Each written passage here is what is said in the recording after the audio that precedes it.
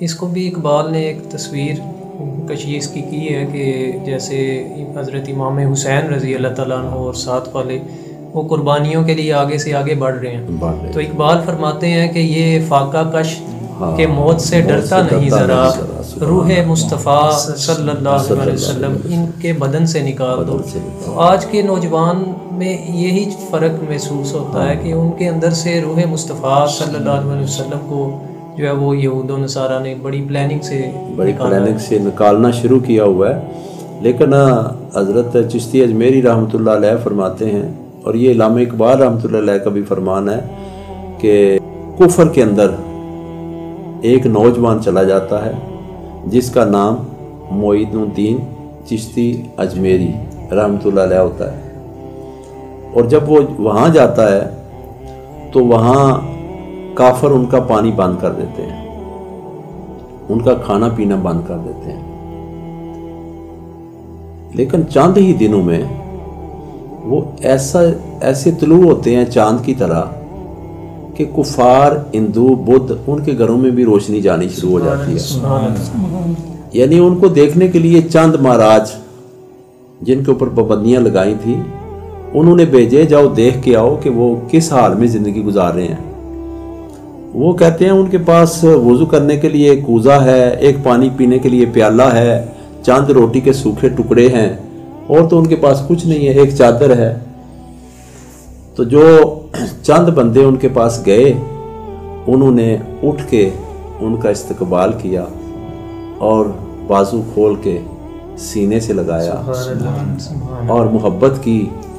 ان کی پیشانیوں کے بوسے لیے اور انہیں کہا، اس وقت میرا پتہ لینے والوں، میرے نزدیک آپ سے زیادہ عزت مند کوئی نہیں ہے۔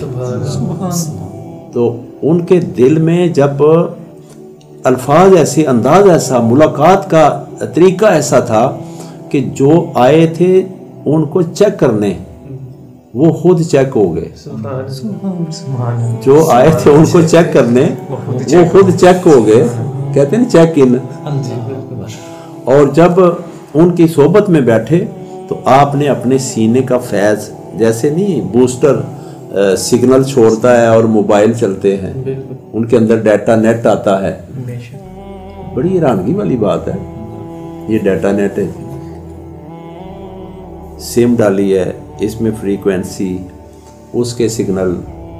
پوری کائنات کی ہر چیز کہاں بیٹھی ہے، کہاں نظر آ رہی ہے۔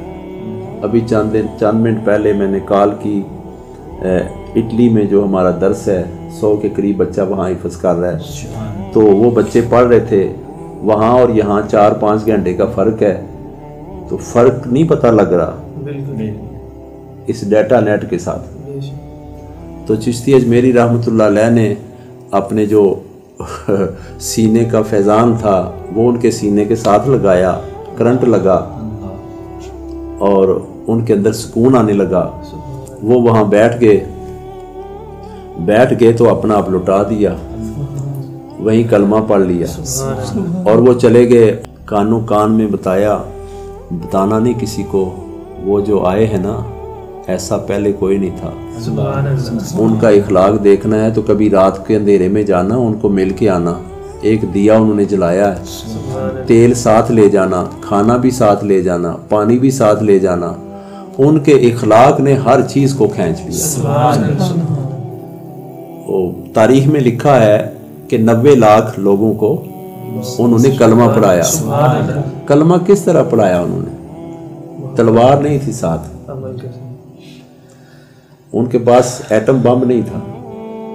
ان کے پاس بندوق نہیں تھی، کوپ نہیں تھی، پسٹل نہیں چھپا رکھا تھا، انہوں نے اپنے اندر عشق مصطفیٰ چھپا رکھا تھا صلی اللہ علیہ وسلم، اپنے اندر عشق مصطفیٰ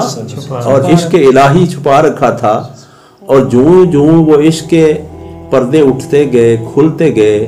تو لوگ سامنے آتے گئے، وہ سگنل لیتے گئے، ان کے ڈیٹا نیٹ آن ہوتے گئے، وہ جو خزانہ ادھر تھا وہ منتقل ہوتا گیا، وہ پھر آگے گئے، آگے لوگوں کو جا کے دیے سے دیا جلانا، ایک دیے کی روشنی اتنی سی ہوتی ہے لائٹ، دوسرا ساتھ لگائیں اتنی اس کی بھی ہو جاتی ہے، یہ کام نہیں ہوا، پھر تیسرے کی، پھر چوتھے کی، 90 لاکھ کو روشنی دے دی، لیکن پہلے کی روشنی کم نہیں بلکہ زیادہ ہوئی ہے۔ یہ ایسا نور ہے جو تقسیم کرنے سے بڑھتا ہے، جو تقسیم کرنے سے بڑھتا ہے، کہ انہوں نے دنیا کو چینج کیا، ایسا اخلاق، ایسا اخلاق، ایسا اخلاق، ایسا پیار دیا کہ پانی بند کرنے والے بھی رات کے اندھیرے میں آئے کہ دیکھیں ان کے پاس لوگ دودھ لے کے جا رہے ہیں، چاول لے کے جا رہے ہیں، گندم لے کے جا رہے ہیں، دالیں لے کے جا رہے ہیں، انہوں نے دیگ بھی رکھ لیا ہے، جو آتا ہے وہ ڈالتے ہیں، پکاتے ہیں، اپنے ہاتھوں سے بھر بھر کے دیتے ہیں، نہ کہتے ہیں اوے عیسائی ہے پیچھے ہٹ جا، تو کافر ہے تیرا بھی جائز نہیں ہے، تو وہابی ہے تو بھی نہ یہاں سے چلا جا، تو شیعہ ہے تیرے برتن میرے خراب ہو جائیں گے، نہیں، عیسائی آیا ہے، یہودی آیا ہے، کافر آیا ہے، ہندو آیا ہے، اپنے ہاتھوں سے بھر بھر کے پیالے پلا رہے ہیں۔ اور جب آقا صلی اللہ علیہ وسلم کا وہ زمانہ تھا، آقا علیہ السلام کے سارے مسلمان ہی کھانے نہیں آتے تھے۔ اللہ تعالیٰ نے قرآن پاک میں فرمایا نا کہ اے محبوب صلی اللہ علیہ وسلم انہیں فرما دو جب کھانا کھا لو، لنگر کھا لو تو اٹھ کے جلدی چلے جایا کرو، دوسرے آ جائیں۔ یعنی ایسے چوکیاں بدلتی تھی، غول در غول، فی دین اللہ افواجا،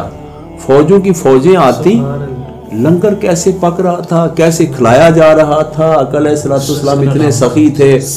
اور اللہ تعالیٰ نے یہی فرمایا نا کہ جب بندہ تبدیل ہو جاتا ہے نا تو تبدیل ہونے کے بعد ہر چیز کو تبدیل کرنا شروع کر دیتا ہے۔ تو اللہ تبارک تعالیٰ اپنے بھی فیصلے اس طرح اپنی لوح محفوظ کے اوپر لکھی ہوئی تقدیریں بھی تبدیل کر لیتا ہے۔ کسی کے نصیب میں نہیں لکھے، اس نے صحابت شروع کر دی تو اللہ تعالیٰ نے کہا اس کا 10 گنا تو فوری دے دو، پھر 70 گنا دے دو، پھر اگر خلوص زیادہ ہے تو 700 گنا دے دو، اگر اس سے بھی زیادہ ہے تو اللہ تعالیٰ فرماتے ہیں چینج کر دو بھائی تختیاں، بغیر حساب دے دو۔ اللہ اتنا کریم ہے۔ تو تبدیل جو کرنے والے لوگ ہیں معاشرے کو، وہ اس فرق کو سامنے نہیں رکھتے کہ فلاں کون ہے، فلاں کون ہے، فلاں کون ہے، وہ کہتے ہیں اس صورت کو بھی میرے اللہ نے بنایا ہے،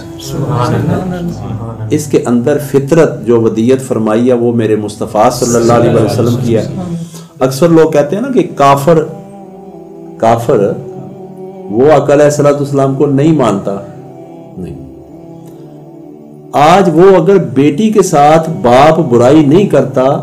تو یہ بھی آقا علیہ السلام کی نبوت کا فیض ہے۔ وہ اگر بہن کو بہن سمجھتا ہے، اس کی حرمت کا خیال رکھتا ہے، تو یہ بھی آقا علیہ السلام کی رسالت کا فیض ہے۔